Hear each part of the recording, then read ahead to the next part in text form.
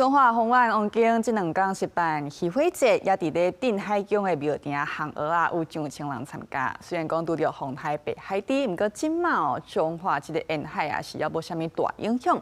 活動是按照本地的計劃來進行，也縣府這邊是表示講會隨時注意風颱的發展。甲一粒一粒的蚵仔放佇刀仔頂烘，閣有蛤蟆、鰻魚等等中華出產的魚產，大人囡仔攏食甲真歡喜。中華縣政府佇拜六禮拜兩天舉辦王景魚火節，嘛有眾人同齊烘蚵仔活動，有不少民眾攏是連續2年來參加，嘛有人特別為宜蘭來體驗過一個無同款的父親節。我對宜蘭來第二屆，感覺來真趣味，小個大碗。今天來第2次。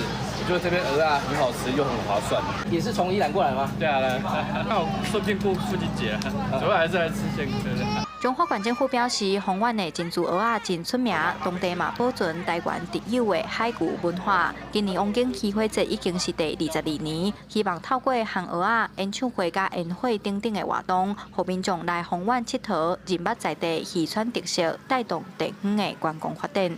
也邀請北部的人，你呢可以來到我們彰化來避颱風哦。那又有好吃的，又有好玩的，還有很多音樂會的還有很多大咖的，以及呢煙火秀可以看哦。今年的中華王景魚火節佇初8、初9兩天舉辦，雖望拄到北海低風颱，加在目前對中華沿海影響無大，活動照常舉辦。縣府嘛提醒民眾，若來海邊參加活動，愛注意天氣甲風影的變化，縣府也隨時注意風颱發展。記者楊淑靜，中華報道。